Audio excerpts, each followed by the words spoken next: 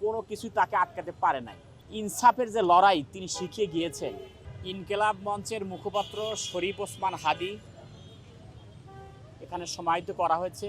আমরা তার জন্য দোয়া করি, আল্লাহ তাআলা তার জন্য জীবনের সমস্ত গুনাহ খাতা মাফ করে দেয়। এবং শরীফ ওসমান হাদী ইনসাফের লড়াই কিভাবে করতে হয় তিনি বাংলাদেশের 18 কোটি মানুষকে বুঝিয়ে দিয়েছেন। গতকালকে সংসদ ভবনের দক্ষিণ প্লাজায় জানাজা অনুষ্ঠানে দেখলাম প্রায় লক্ষ লক্ষ মানুষ, প্রায় 17 লক্ষ মানুষের মতো সেখানে উপস্থিত হয়েছিল বলে তথ্য পাওয়া গেছে। এর অর্থ হলো তাকে মানুষ ভালোবাসতেন। এরকম সমাজে আরও বিভিন্ন শ্রেণী পেশার মানুষ আছে, বিভিন্ন রাজনৈতিক দল নেতাকর্মী আছে, কিন্তু শরীফ ওসমান হাদী তিনি ব্যক্তি স্বার্থ, পরিবার, সন্তান কোনো কিছু তাকে আটকাতে পারে নাই। সে দেশ এবং দেশের স্বাধীনতার সার্বভৌমত্ব নিয়ে ইনসাফের যে লড়াই তিনি শিখিয়ে গিয়েছেন। শরীফ ওসমান হাদী আমাদের চোখের সামনে নেই, কিন্তু আমাদের বুকের ভিতর আমরা ধারণ করছি। আজকে 18 কোটি মানুষ ধারণ করছে। আপনারা জানেন এটা একটি ঘূর্ণিধরা সমাজ। এই সমাজকে ভাঙার জন্য বিপ্লবীদের প্রয়োজন। আজকে এই হাদিরা সবসময় জন্ম নেয় না, হাদিরা যুগের পর যুগ আসে। আসলে আমি বলতে চাই যে রাষ্ট্রের যে এই অঙ্গনটা এটা আসলে দরকার, এখানে ঢেলে সাজানো দরকার।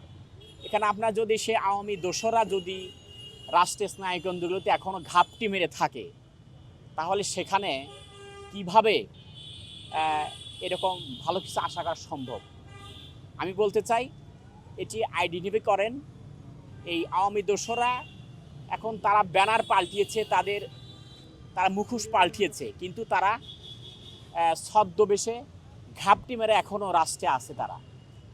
আজকে তাই যদি না থাকতো তাহলে শরীফ ওসমান হাদীকে এভাবে দিনের বেলায় তাকে জীবন দিতে হতো না।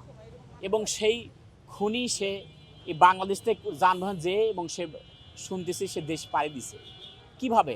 এটা যদি প্রশাসন যদি সোচ্চার থাকতো, তাদের যদি পর্যবেক্ষণ ভালো থাকতো, তাহলে হয়তো এরকম হতো না। মানে বিচ্ছিন্ন ঘটনা এই শব্দটা এই প্রতিটি নির্বাচন কমিশনারের মুখ থেকে বের হয়। তে শরীফ ওসমান হাদী এরা বিচ্ছিন্ন ঘটনা নয়, এটি বাংলাদেশের মানুষকে দেখিয়ে দিয়েছে একজন দেশের নাগরিক সে তার পছন্দের প্রার্থীকে সে ভোট দেবে, একটি ঈদের মতো আনন্দ উচ্ছ্বাসে সে কেন্দ্রে যাবে। কিন্তু সেই জায়গায় যদি তাকে গলা টিপে ধরা হয়, তাকে যদি বাধাগ্রস্ত করা হয়, তাহলে তো সে ছুটোছুটি করবেই। আজকে এই শরীফ ওসমান হাদীর হত্যাকাণ্ডের মধ্য দিয়ে বাংলাদেশের মানুষকে মেসেজ দিয়েছেন, প্রশাসনকে মেসেজ দিয়েছেন যে সুস্থ সুন্দর একটি নির্বাচন উপহার দেওয়ার জন্য সুষ্ঠু প্রশাসন দরকার। সুষ্ঠু প্রশাসন ব্যতীত একটি ভালো নির্বাচন আশা করা যায় না। আমি মনে করছি রাষ্ট্রের যেসব জায়গায় দোষরা আছে তাদেরকে চিহ্নিত করুন এবং তাদেরকে গ্রেপ্তার করুন এবং বিচার আওতায়